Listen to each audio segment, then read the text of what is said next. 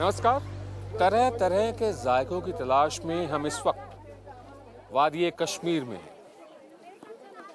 पूरे मुल्क से, पूरे हिंदुस्तान से, मुख्तलिफ इलाकों से, अलग अलग स्टेट से, शहरों से यहाँ पर लोग आए हुए हैं। टूरिस्ट सीजन शुरू हो चुका है, थोड़ा वक्त से पहले शुरू हुआ है। जो लोग बड़े बड़े शहरों में अपने घरों में बैठकर सिर्फ टेलीविज़न देखते हैं और अखबार पढ़ते हैं और कश्मीर के बारे में एक राय बना लेते हैं, उनके लिए चौंकाने वाला जलवा होगा, नज़ारा होगा, दृश्य होगा। कहाँ कहाँ से लोग आ रहे हैं, हमेशा आते रहे हैं। पिछले साल करीब 10 लाख टूरिस्ट आए थे, इस साल ज़्यादा टूरिस्ट आ रहे हुए हैं। हम इस वक्त चश्मे शाही में हैं। चश्मे शाही, ये जो बाग है, ये शाहजहां ने बनवाया था। इससे पहले निशात और शालीबाग, 2 बाग और बने थे।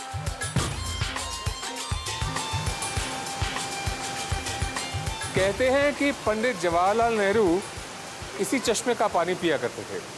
मैंने जितना पढ़ा है जवाहरलाल नेहरू के बारे में, मुझे यकीन है कि वो कभी कभी इस पानी को नीट भी पीते होंगे।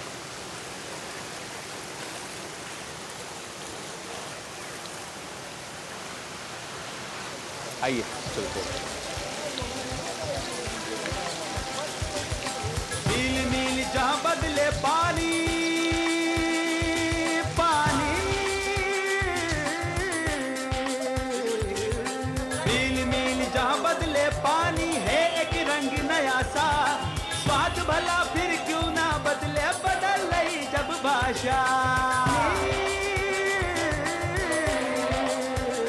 ये है जायका इंडिया का।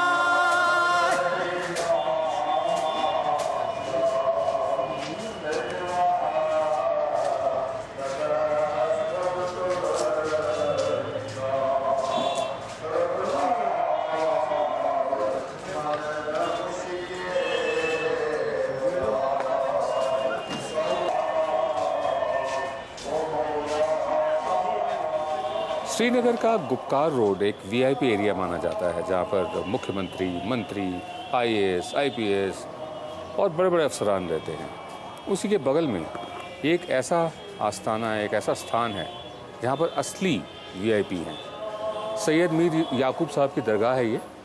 इनके बारे में लोग ज़्यादा नहीं जानते, लेकिन आप देख सकते हैं किस तरह से अकीदा, श्रद्धा लोगों की बनी हुई है। जो वीआईपी हैं, जो गुप्कारपुर रोड पे रहते हैं, उनके यहाँ सिक्योरिटी है, पुलिस वाले होते हैं। ये पीपल्स प्लेस है, लोगों की जगह है, खलकत, लोग यहाँ पर आते हैं। एकदम बगल में गुप्कार रोड, साथ में मीर सैयद याकूब साहब की दरगाह। यहाँ का जाकर में हम आप तक पहुँचाते हैं। आइए।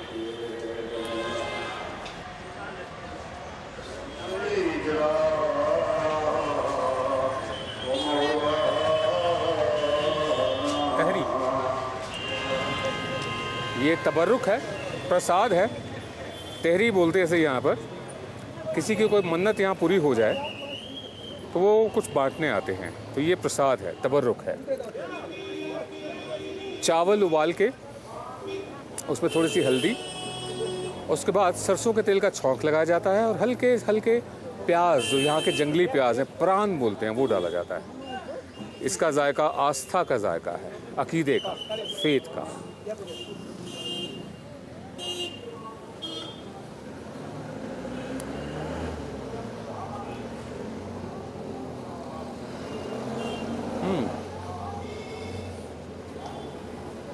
इस जाके के बारे में इतना ही कहा जा सकता है कि इसमें प्यार है, श्रद्धा है, फेथ, इसलिए उम्दा है। चखले जायका इंडिया का, चखले जायका इंडिया का, चखले जायका इंडिया का।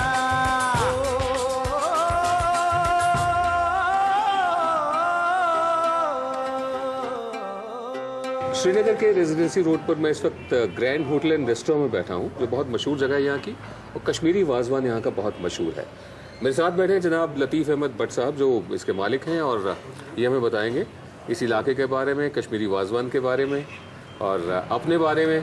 मैं जानना चाहता हूँ साहब कि कश्मीरी वाजवान की जो दास्तान है, जो सफ़र है, वो कहाँ से शुरू होता है? वाजवान का ताल्लुक़ समरकंद से। समरकंद, ये जो हमारे बड़े बुजुर्ग थे वहाँ से आए हैं, वहाँ से ये वो कश्मीर में सेटल डाउन हो गए और यहाँ पे उन्होंने ये इंट्रोड्यूस किया।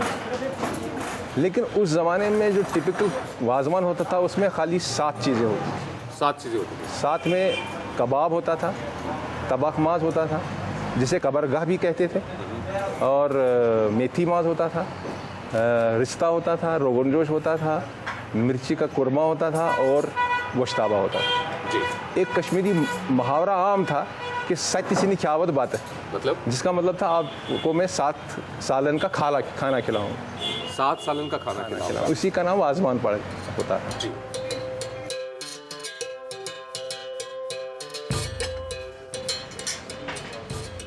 ये क्या है जी? मेथी मांस, दिस इज राव बुजवारिया। अच्छा, मुझे मेथी मांस के बारे में बताइए, इसमें क्या क्या जाता है?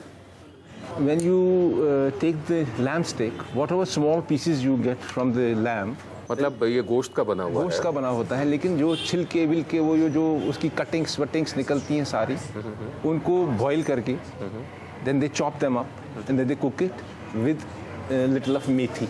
मेथी सीड्स या मेथी के leaves, मेथी के लीव? मेथी के leaves. You may find them in there.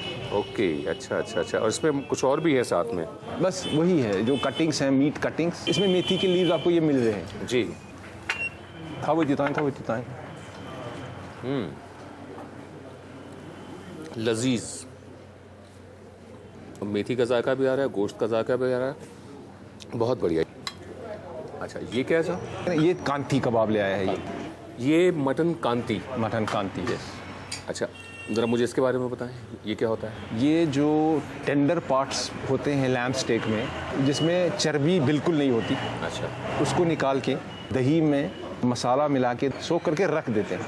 तब तक ये जो इसका टेस्ट आता है मसालों का, जिसमें ज़्यादा लहसुन पड़ता है, क्योंकि लहसुन makes it a little tender, उससे इसमें थोड़ा नरमी आ जाती है। सबसे अच्छा ये है कि भाई पूरा 24 घंटे रखो, फिर इसको निकाल के फ्राई करके ओनियंस के साथ इसको। ये भी बहुत बढ़िया, बहुत उम्दा खाना, बहुत उम्दा डिश है ये। आपने लहसुन का जिक्र किया। जो पंडित कुकिंग है और जो मुस्लिम कुकिंग है, गोश्त तो दोनों में है। बिल्कुल। फ़र्क क्या है दोनों में? बस मेन फ़र्क तो यही है कि वो जो हमारे कश्मीरी पंडित हैं वो उसमें हींग डालते हैं और दही डालते हैं, और जो कश्मीरी मुस्लिम्स हैं वो कहीं मोस्टली डिशेस में तो दही पड़ती है, लेकिन वो उसकी जगह एक तो लहसुन इस्तेमाल करते हैं, और यहाँ एक टिपिकल कश्मीरी ओनियंस होते हैं जिसे हम प्रान कहते हैं, वो उसका इस्तेमाल करते हैं। पंडित कुकिंग में, जो हिंदू कुकिंग है, उसमें दही और हींग का इस्तेमाल होता है, और मुस्लिम कुकिंग में लहसुन और प्रान, जंगली प्याज जो यहाँ का है, उसका इस्तेमाल होता है। बाकी गोश्त वही है, पेस्ट बनाते हैं। गोश्त वही है, मसाले वही। India's #1 news app just got even better.